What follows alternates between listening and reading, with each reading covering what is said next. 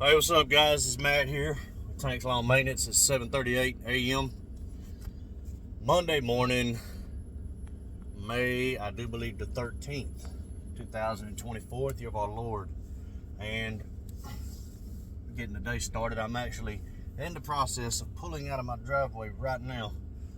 I'm gonna tell you, man, pulling out my driveway, this is actually a job within itself, dude. It can be tedious pulling out my driveway with this trailer, trying to keep from hitting my mailbox and the neighbor's car that's parked across the street from me. Oh yeah, we good to go. But yeah, that can be tedious, man. Sometimes they have some family in town and they got cars parked on both sides of the road. But it's all good, man. We making it. We out. We on the way. But I'm actually headed to the big box store. I've got to go to Lowe's. I've got to get several bags of sand. I'm actually probably going to buy 15 or 20 bags of sand. I've got a lot of spots in my yard that need to be fixed and leveled out. And just from where I had to replace a bunch of sprinkler heads, and they had those big old school heads on Rainbird, and then they changed the size and went to the smaller bodies on the sprinkler heads. So that's less dirt that you can put back in the ground. And those gaps got to be filled in. But typically with stuff like that, I'd rather just do that after I get the sprinkler head buried, because you can pretty much get the sprinkler head set where you need it to be, and then the Bermuda or whatever kind of lawn you're dealing with, it's gonna sit down lower than what it used to in a dip. It's going to do that anyway, because once you cut the ground, you're never going to get it back perfect until you're not just going to be able to set it back in there perfectly. So it's always best to get sand and fix it up and all that good stuff anyway. But it's all growing back green again, and I've got to fix that. But also Friday, well, actually Wednesday as well, I damaged a man's property over in the golf course community, and he was laughing about it. He told me, he said, "Man, don't worry about it, but I'm not doing that. I'm gonna fix the man's property." And I should have saw it. It was right by his valve box. It was very soft, and it was actually in a high spot. Shouldn't have been soft, but it was. But the Turf Master actually cut a groove about 5 inches deep and about 1.5 inches wide through the very center of his front yard, about 3 feet long. So I'm going to fix that. That man, he's got a very extremely nice yard, and he takes pride in it. So I don't want to be the cause of his yard being all jacked up looking. But and then Friday, didn't really get into a customer, but he was adamant that it's the same guy that got his pipe busted in his yard a week or two before, and the backyard couldn't be mowed because it was just too soft. Well, he called me the day it got fixed and expected me to be able to come out there and mow the grass. And I told him, I said, "Hey man, I'd love to come and cut your grass." I said, "But in reality, your yard is still way too soft." I said, "I'm not going to go out there and weed eat it." And I said, "I can't even put a push mower on it right now." And so I gave it a few days, and of course, you know, I've been fussing about the rain that we had last week just about every day, and the yard never dried out. As a matter of fact, it got even more saturated. So he finally texted me Thursday night, and he said, "Listen, I mean, we went back and forth every day. I mean, just through text, you know, but he would always give in and agree with me. You know, it's not a good thing to be doing."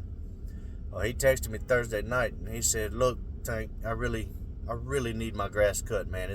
My backyard looks like a forest, and I'm gonna have snakes back there." And I told him, I said, "Look," I said, we've gone over this every single day this week." I said, "But your yard cannot be cut." I was like, "I can't put a mower on it. I've checked it every day, and it just can't be cut." Well, he said, "Man, it really needs to cut." And finally, I just got irritated, and I shouldn't have. I should have been more professional about it. But I got irritated. I said, "Okay." I said, "But I'm just warning you." I said, "I'm probably going to get mower stuck, and it's going to ruin your yard." And he said, man, I'm willing to take that chance. I said, all right.